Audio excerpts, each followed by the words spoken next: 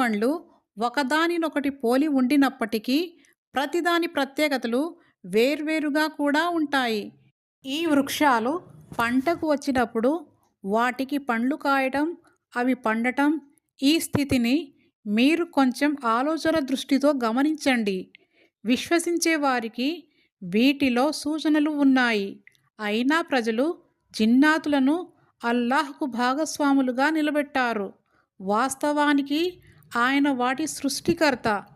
తెలియకపోయినా వారు ఆయనకు కొడుకులను, కూతుళ్లను కల్పించారు. యథార్థానికి ఆయన అత్యంత పరిశుద్ధుడు.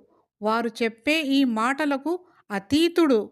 ఆయన ఆకాశాలను, భూమిని ప్రభవింపజేసినవాడు.